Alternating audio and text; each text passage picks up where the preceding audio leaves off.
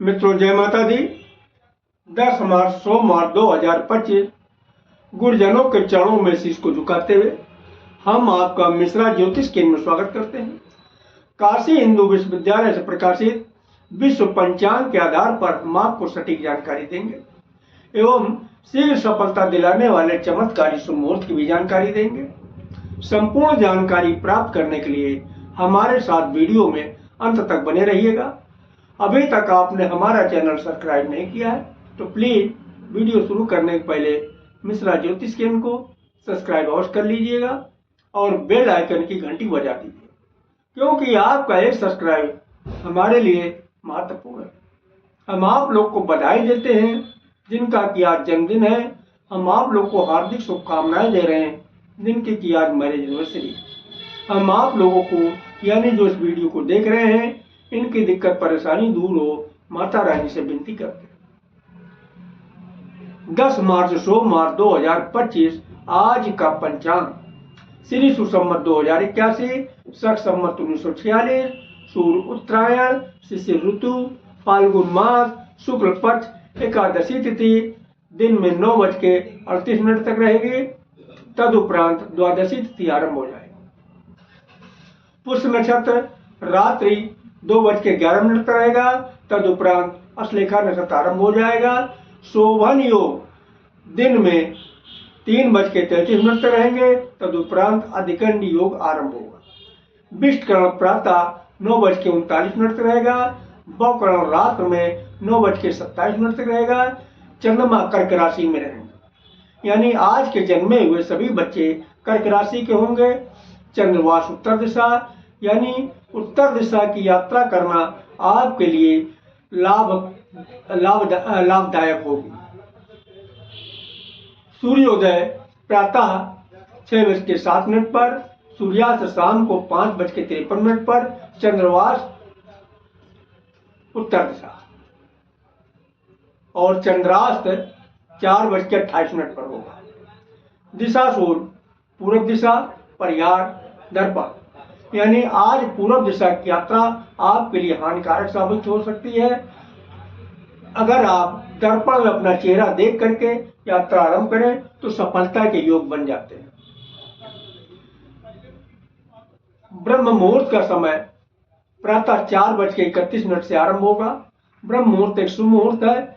इसमें पूजन पाठ या किसी भी प्रकार की साधना की जाए उसमें निश्चित ही आपको कामयाबी मिलती है। अभिजीत मुहूर्त दिन में 11:36 से 12:25 रहेगा। अभिजीत मुहूर्त भी एक शुभ मुहूर्त है। इसमें जो भी कार्य किए जाते हैं निश्चित ही कामयाबी हासिल होती है। गोधूल मुहूर्त शाम को 5:41 से 6:05 रहेगा। गोधूल मुहूर्त में घर में झाड़ू लगाना और सोना ये दोनों चीज वर्जित है। ऐसी मान्यता है कि ये दो काम करने वाले लोगों के घर से लक्ष्मी नाराज होकर चली जाती हैं। राहु काल प्रातः 7:30 से 9 बजे तक चलेगा। गुलिक काल दिन में 1:30 बजे से 3 बजे तक। गंड काल प्रातः 10:30 से 12 बजे तक। राहु काल में किसी शुभ काम को न करें और कोई यात्रा न आरंभ करें, क्योंकि कदम कदम पर दिक्कत और परेशानी उठाना पड़ता है, यहाँ तक कि असफलता आपके हाथ लगती है।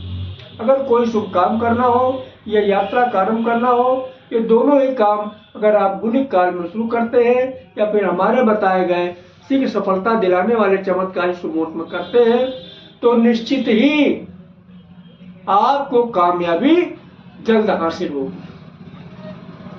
अब हम आपको शीघ्र सफलता दिलाने वाले चमत्कारी शुभ मुहूर्त की जानकारी दे रहे हैं, आप ध्यान दीजिएगा। दिन सोमवार की शुरुआत अमृत काल से हो रही। अमृत काल का पाल शुरू हो रहा 6 बजे से और 6:24 तक रहेगा। प्रत्येक कार्य के लिए शुभ समय है। युवा 6:24 से शुरू होकर 6:48 तक रहेगा। किसी भी कार्य के लिए शुभ अनुकूल समय है। प्रौढ़ 6:48 से आरंभ होकर 7:12 तक रहेगा। किसी भी कार्य के लिए सामान्य शुभ समय है। वृद्ध 7:12 से आरंभ होकर 7:30 तक रहेगा। किसी भी कार्य के लिए साधारण अनुकूल समय। अब आगे फिर अमृत काल रिपीट किया। अमृतकाल का बाल 10:48 से शुरू होकर 11:24 तक रहेगा, किसी भी कार्य के लिए शुभ अनुकूल समय है। युवा 11:24 से शुरू होकर 12 बजे तक रहेगा, किसी भी कार्य के लिए शुभ अनुकूल समय है। प्रौढ़ 12 बजे शुरू होकर 12:36 तक रहेगा, किसी भी कार्य के लिए समान शुभ समय है। वृद्ध 12:36 से आरंभ होकर 1:12 तक रहेगा, किसी भी कार्य के लिए साधारण अनुकूल समय। आगे फिर अमृतकाल रिपीट किया। अमृतकाल का बाल शुरू हो रहा 3:36 से 4 बजे तक चलेगा, प्रत्येक कार्य के लिए शुभ समय है। युवा 4 बजे से आरंभ होकर 4:24 तक चलेगा, किसी भी कार्य के लिए अनुकूल समय है। प्रौढ़ा 4:24 से शुरू होकर 4:48 तक चलेगा, किसी भी कार्य के लिए समान अनुकूल समय। वृद्ध 4:48 से आरंभ होकर 5:12 तक चलेगा, किसी भी कार्य के लिए साधारण अनुकूल समय। तो ये रहे दिन के शुभ मुहूर्त की जानकारी। अब हम शीघ्र सफलता दिलाने वाले रात के शुभ मुहूर्त की जानकारी दे रहे हैं, आप ध्यान दीजिएगा। रात की शुरुआत महेंद्र काल से हो रही, तो महेंद्र काल का बाल शुरू हो रहा है 7:36 से 8 बजे तक चलेगा, किसी भी कार्य के लिए समान अनुकूल समय है। युवा 8 बजे से 8:24 तक चलेगा, किसी भी कार्य के लिए पूर्ण सफलतादायक समय है। प्रौढ़ा 8:24 शुरू होकर 8:48 तक चलेगा, प्रत्येक कार्य के लिए अनुकूल समय है। वृद्ध 8:48 शुरू होकर 9:12 तक चलेगा, प्रत्येक कार्य के लिए समान अनुकूल समय। आगे अमृतकाल रिपीट किया। अमृतकाल का बाल शुरू हो रहा 9:12 से 9:24 तक चलेगा, प्रत्येक कार्य के लिए शुभ समय है। वह 9:24 से स्टार्ट होकर 9:36 तक चलेगा, किसी भी कार्य के लिए शुभ अनुकूल समय है। प्रौढ़ा 9:36 शुरू होकर 9:48 तक चलेगा, किसी भी कार्य के लिए समान शुभ समय है। फिर 9:48 से आरंभ होकर 10 बजे तक चलेगा, किसी भी कार्य के लिए साधारण अनुकूल समय। आगे फिर अमृतकाल रिपीट किया। अमृतकाल का बाल शुरू हो रहा है 1:12 से 1:36 तक चलेगा, प्रत्येक कार्य के लिए शुभ समय है। वह 1:36 से आरंभ होकर 2 बजे तक चलेगा, किसी भी कार्य के लिए शुभ अनुकूल समय है। प्रौढ़ 2 बजे से शुरू होकर 2:24 तक चलेगा, किसी भी कार्य के लिए समान शुभ समय है। फिर 2:24 से आरंभ होकर 2:48 तक चलेगा, किसी भी कार्य के लिए साधारण अनुकूल समय। तो ये रात और दिन के शीघ्र सफलता दिलाने वाले चमत्कारी शुभ मुहूर्त। अब हम आपको इसकी बेसिक बता देना उचित समझते हैं। देखिए, इस विद्या की खोज करने वाले महाराज विक्रमादित्य के समय में एक बहुत बड़े ज्योतिषाचार्य हुआ करते थे, जिनका नाम था श्री वराहमिहिर जी। ये श्री वराहमिहिर जी की खोज है। इन्होंने यहाँ पर दिन की शुरुआत सुबह 6 बजे से मानी है और रात की शुरुआत शाम 6 बजे से मानी है। इन्होंने एक शब्द का इस्तेमाल यहाँ पर बार बार किया है, महेंद्र काल और अमृतकाल। ये महेंद्र काल और अमृतकाल है क्या? देखिए, महेंद्र काल एक शुभ मुहूर्त है और अमृतकाल भी शुभ मुहूर्त है, लेकिन महेंद्र काल को इन्होंने प्राथमिकता का दर्जा दिया है, उसके बाद का दर्जा अमृतकाल को दिया। तो जहां तक संभव हो सके आप महेंद्र काल में यात्रा हो या कोई शुभ कार्य हो, दोनों ही काम की शुरुआत करते हैं तो यकीन मानिएगा आपको बहुत जल्दी कामयाबी हासिल हो। अब एक शब्द इन्होंने इस्तेमाल और किया, बाल, युवा, प्रौढ़, वृद्ध। ये क्या? देखिए, इन्होंने समय को 4 भागों में बांट दिया। क्या है 4 भाग? बाल, युवा, प्रौढ़, वृद्ध। आपको आसानी से समझ में आ जाए, इसके लिए हम आपको बहुत छोटा सा उदाहरण देते हैं। देखिए, जब आपने जन्म लिया तब आप क्या थे? बच्चे थे। जब उम्र बढ़ी तो बचपना आपका खत्म हो गया, आप जवान हो गए।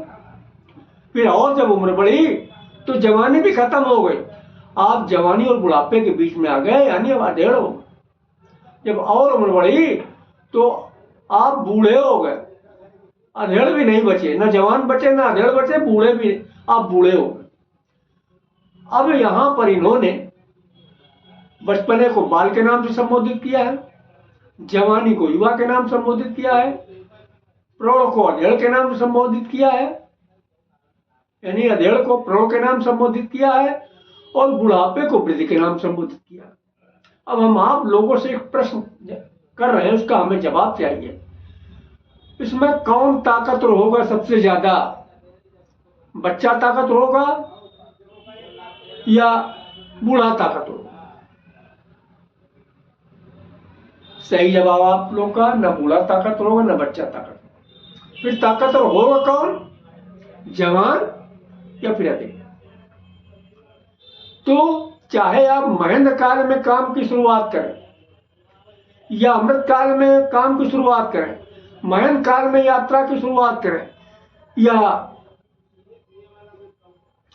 महेंद्र का अमृत काल में यात्रा की शुरुआत करें, जहां तक संभव हो सके आप युवा या प्रौढ़ा में काम की शुरुआत करते हैं तो आप यकीन करिएगा आपको बहुत जल्दी कामयाबी हासिल होगी। हाँ, किन्हीं कारणोंवश अगर आपको युवा और प्रौढ़ा का समय नहीं मिल रहा, तब आप बाल और वृद्ध का भी इस्तेमाल कर सकते हैं। कामयाबी तब भी मिलेगी, लेकिन भैया लेकिन लगा हुआ। देखो, तब भी ये सहयोग करेंगे आपका, लेकिन कितना सहयोग करेंगे? अपनी क्षमता के अनुसार सहयोग करेंगे। कामयाबी मिलेगी लेकिन देर। तो अगर हमारे द्वारा आप अपनी जन्म कुंडली का विश्लेषण कराना चाहते हैं तो उसके लिए आपको मामूली सा शुल्क देना होगा। इसे आप हमारी मेहनताना समझ सकते हैं। हमारा संपर्क सूत्र है मोबाइल नंबर 9807-225523, मिश्रा ज्योतिष केंद्र, कानपुर, उत्तर प्रदेश। हमारे द्वारा दी गई जानकारी आपको अच्छी लगी तो मिश्रा ज्योतिष केंद्र को सब्सक्राइब करें, लाइक करें और अपने इष्ट मित्रों में अधिक से अधिक शेयर करें। महाकाल के भक्त हैं तो हर हर महादेव, माता भक्त हैं तो जय माता दी जरूर लिखिए। माता रानी और भोलेनाथ मिलके आपकी मनोकामना को शीघ्र पूरा करेंगे। जय माता दी।